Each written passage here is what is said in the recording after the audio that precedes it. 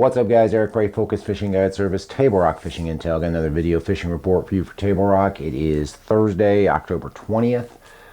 Sorry, video's a couple days later than usual. Wound up not fishing on Tuesday, and then yesterday had to kind of organize the trip and reset the time because of how cold it's been the last couple of mornings.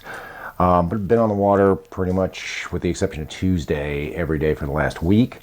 Lake level, we're at 909.48, which puts us 7.5 feet below normal pool. Got a little bit of rain on the horizon, maybe Sunday night into Tuesday night, but they're only calling for maybe a half an inch of rain total, so ground will probably soak every bit of that up. So I don't expect the lake level to come up. Beaver and Bull Shoals are both below pool, so not a whole lot of water in the system right now. Water temperature, it has cooled down with these cooler nights. We're around upper 60s, 67, 68 is what I saw yesterday. I think it got up to 68.9 before I got off the water at about 4 o'clock yesterday. So definitely seen the water cool down, starting to see fish move. Massive cold front on Monday, Tuesday, and Wednesdays made the bite a little bit tougher. But it was starting to get really good up the rivers late last week. Best way to know what's going on, best way to stay on top of it, of course, join Table Rock Fishing Intel, become a pro member. Get all those daily reports, weekly reports, all that information that we put out on a daily basis to help you catch more fish on Table Rock Lake. But if you're coming down, so you're going to fish the lower end of the lake, that's where I was yesterday. Post front, the lower end's been tough. It's been tough all summer and all the fall so far, but it's definitely tough right now. You basically have a couple of bites that are working. We caught them yesterday, drop shotting a plum chomper's drop shot worm, but you can use a shad shape or cut tail UV drop shot worm. Every fish we caught was relating to some sort of cover.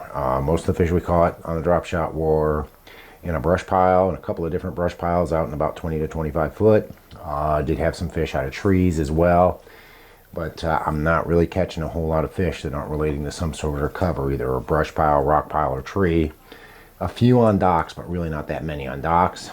The other bite has been with a jig, and you can do it a couple of different ways. You can throw the peewee football jig or the heavy cover football jig out on gravel points, but these fish have moved out deeper.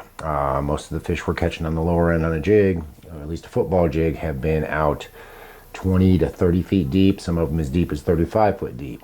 Thermocline's starting to break up, so some of the fish have slid out deeper, especially with these bright blue skies and no wind. The other jig bite was shallow. We caught a few relatively shallow up Long Creek. I'd say they're about 15 to 20 feet deep. And again, those fish were around cover. Had them out of a brush pile, had them out of a dock, had them out of some standing timber. But they were definitely deeper than they have been or than you would expect them to be in October. So if you want to fish a jig on the lower end, plan on fishing deeper than you normally fish. You go in the mid-lake, drop shot bite's still going on. Again, fish are relating to cover, whether it be brush piles or rock piles or standing timber or even around docks. Most of the fish that we're catching on a drop shot, whether it's with a shad shape cut tail, UV drop shot worm, or chomper's drop shot worm, have all been around some sort of cover. So you've got to find fish around cover to be successful with a drop shot. We have been catching a few on a jig there as well. They're a little bit shallower, but not a lot shallower. And again, they're relating to cover. Catching them on a peewee or a heavy cover football jig, deeper, 15 to 25, as deep as 30 feet deep on the main lake gravel points. Around cover again, whether it be rock or brush, and catching them around boat docks and around brush piles and around timber, just like we did on the lower end. A little bit shallower, 15 to about 20, as deep as 25 foot deep. Top water bite, really, to be honest with you, since this front came through, I haven't even seen fish chasing shad. So haven't thrown a top water since the front came through. Threw a little bit over the weekend, caught some on a buzzbait over the weekend, but haven't really seen much to tell me there's a top water bite going on right now. That could all change with the warm up this weekend. Go up the James, where we were over the weekend, and we had a pretty good weekend up the James. Caught a lot of fish and a lot of keepers up the James, just not a whole lot of big fish. Like I did say, I did catch a few on a buzzbait early, and when it was cloudy. Most of those fish were less than a couple of feet deep on transition areas where bigger rock changed to smaller rock, changed to gravel. So basically around points, or where I saw shad up close to the bank is where I could catch them on a buzzbait. The rest of the fish we caught were either on a peewee football jig, spider jig, or a Texas rig worm. And those fish were all relating to cover as well. They were on flat banks, either had to have a rock pile or a brush pile on it. But we caught several fish doing that, and most of them were in that 15 to 20 foot range. So if you know of some brush piles or rock piles or any other sort of cover in that 15 to 20 foot range on up the James, you should be able to catch several fish doing that. Up the White River, there is a decent drop shot bite, catching them around cover on long gravel points, catching them out of standing timber in the creek arms, and catching them off boat docks, basically 20 to 35 foot deep.